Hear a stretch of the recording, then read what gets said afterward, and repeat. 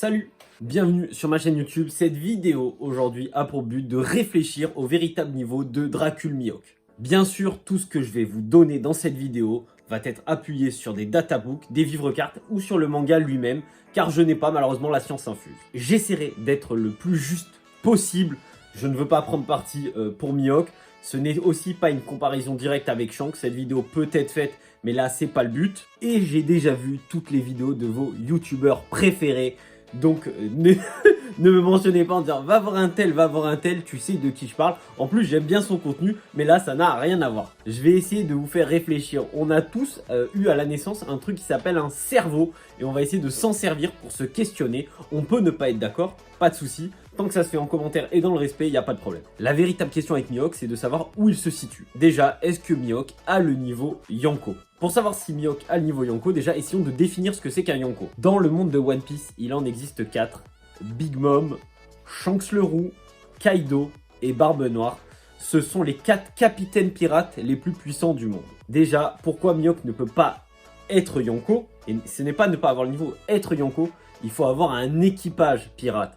Mihawk est seul, donc déjà il ne peut pas être Yonko à proprement parler. Mais est-ce qu'il a le niveau de ses capitaines Yonko? Pour commencer, on est obligé de parler du titre de Mihawk, le sabreur, l'épéiste le plus puissant du monde. Alors pour ce titre, pour moi, bon il est clair, il est factuel, il est donné. Après, ce titre est aussi mystérieux que ce qu'est le personnage lui-même de Mihawk. Donc est-ce que juste avoir le titre d'épéiste le plus puissant du monde fait de toi un personnage qui a le niveau des Yonko?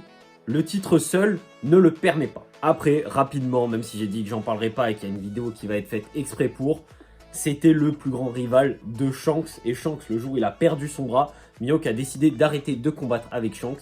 Et Shanks est toujours donné par Oda comme étant épéiste. C'est là où il va falloir faire marcher ce que tu as dans la tête. Oui, Shanks a des secrets, a un mystère. Après, dire qu'il est épéiste et qui se sert aussi du Haki des Rois sous sa forme la plus puissante, c'est vrai. Mais est-ce que lors d'un combat, il se sert quand même pas de sa lame? Est-ce qu'il n'en reste pas moins un épéiste pour l'instant? Je pense que pour ce combat-là, malheureusement, on n'a pas encore toutes les clés. On peut juste hypothétiquement dire oui ou non. Pour moi, les deux s'entendent. Hein. La personne qui te dira Mihawk est le plus fort épéiste du monde, Shanks est épéiste, donc Mihawk est plus fort, ça s'entend. Tout comme, oui mais Shanks n'est pas que épéiste, parce que dans le futur, il va y avoir un changement de catégorie, il peut y avoir une ouverture, ça s'entend aussi. Parlons aussi de la vivre-carte de Vista, car c'est elle qui met le plus de feu aux poudres.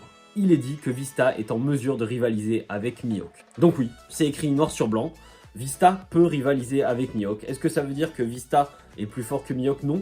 Est-ce que ça veut dire que Vista bat facilement Mihawk? Non. Il peut rivaliser. Mais on a aussi un contre-argument, c'est le databook Deep Blue. Dans le databook Deep Blue, il est dit, bien que le combat ne soit pas équilibré, Vista n'hésite pas à livrer bataille contre Mihawk. Comment peut-il rivaliser si le combat est déséquilibré? Là encore, c'est de l'interprétation. Soit on peut prendre la vivre-carte de Vista au pied de la lettre en disant il rivalise avec Mihawk, donc Mihawk a le niveau de Vista. Soit aussi on peut prendre l'information du databook Blue et dire que Vista c'est un combat déséquilibré, donc Mihawk est peut-être pas à fond lors de son combat. Et ça s'entend aussi. Dans le manga, les Shichibukai sont à un moment complètement dissous, il n'y a plus de Shichibukai. Et on voit bien que la marine va attaquer chacun des Shichibukai. Et quand la marine arrive chez Mihawk, on se rend bien compte, encore une fois, que Mihawk s'en tartine le cul, mais d'une force extrême. Il ne tremble pas, il n'a pas peur. Au contraire, il ressent même une excitation.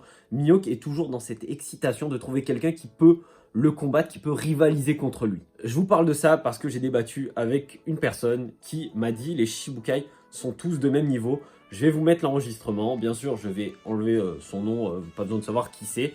Pour montrer aussi, parce que c'est pas le seul. Sur TikTok, on a beaucoup débattu avec beaucoup de monde. Certaines personnes pensent que tous les Shichibukai ont le même niveau. Bah techniquement s'ils ont le même titre, presque. C'est comme le truc empereur. T'en as qui sont plus forts et t'en as d'autres qui sont moins forts. Après cet audio, il a rétro-pédalé aussi. Il m'a dit non, en fin de compte Baggy c'est plus un troll, donc je ne le pense pas réellement. Mais c'est pas le seul à avoir dit ça, je voulais vous mettre cet extrait pour vous dire qu'aussi, est-ce que tous les Shichibukai ont le même niveau? Pour moi, non. Bien sûr, Baggy n'a pas le niveau de Mihawk. Et même si tu veux, je peux dire un argument, et tu peux le mettre dans la vidéo. En gros, même, je suis sûr, mais en fait pour moi, Mihawk ne peut même pas battre Baggy, Parce qu'en fait, le fruit du démon de Baggy, bah, en fait, il est intouchable, surtout face à l'épée. Et surtout, à part si, contre Shanks par exemple, il a le haki des rois, donc il peut toucher Baggy à la limite, mais pas. Mihawk qui pourra pas toucher Baggy. Ensuite, cet élément-là, c'est surtout sujet à, encore une fois, interprétation et un petit peu de logique. Le but ultime de Zoro, c'est de devenir l'épéiste le plus fort du monde. Et pour le devenir, il doit battre Mihawk. Beaucoup pensent que Mihawk a le niveau second Yonko. À partir de là, bien sûr, je vais parler un petit peu des scans. Je sais pas si en animé c'est déjà passé. Donc voilà, prépare-toi, petit spoil, si tu n'es pas à jour, n'hésite pas à partir, tu likes la vidéo et tu pars. Zoro, aujourd'hui, a battu le second d'un Yonko. Donc Zoro a déjà le niveau second Yonko. Est-ce que pour vous, aujourd'hui, Zoro peut-il aller maintenant battre Mihawk? Si tu penses que oui, alors Zoro a déjà réalisé entre guillemets son rêve. Zoro a encore une marge de progression. Donc s'il progresse un peu trop, est-ce qu'il va pas juste écraser Mihawk? Là je vais vous citer le databook Green. Pour devenir le plus grand sabreur du monde, il lui faut absolument vaincre cet adversaire. Conscient des risques, il se lance dans la bataille. Très personnellement, je pense que Zoro a encore besoin d'évoluer pour pouvoir battre Mihawk. Et la génération actuelle, c'est un peu pareil dans tous les shonen Neketsu, dépasse l'ancienne génération. Donc Luffy va dépasser le niveau de Roger, de Barbe Blanche. Ça aussi c'est un débat parallèle qui est le plus fort, mais il va dépasser leur niveau. Et Zoro va lui aussi dépasser le niveau des anciens second Yonko. Donc Zoro sera plus fort qu'un Ben Beckman ou encore qu'un Silver Rayleigh. Là encore une fois c'est de l'interprétation, je ne te dis pas j'ai raison, je te dis pas tu as tort, je dis on s'en fout, mais juste est-ce qu'à savoir si Zoro va avoir lui un niveau Yonko. Et si c'est le cas, s'il atteint un niveau Yonko et qu'il doit combattre Mihawk qui lui n'a pas de niveau Yonko, est-ce que ça serait pas un petit peu totalement même déséquilibré? Voilà, c'est tout pour cette vidéo. J'ai essayé de te donner le plus d'informations possible, de te questionner le plus possible. Encore une fois, moi je ne veux pas rentrer dans ta tête et te dire oui c'est ça, non c'est pas ça. Essaie de réfléchir par toi-même, essaie d'en débattre. Voilà, comme je t'ai dit dans les commentaires avec le plus grand respect possible.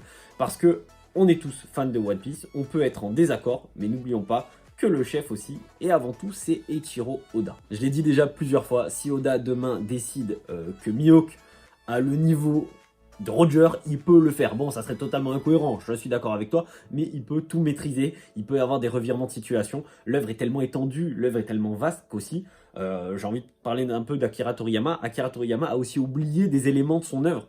Dragon Ball, qui est une œuvre moins vaste que celle de One Piece, donc il est possible que par moment, Oda se trompe sur des détails. Et du coup, ça va pas créer une incohérence majeure.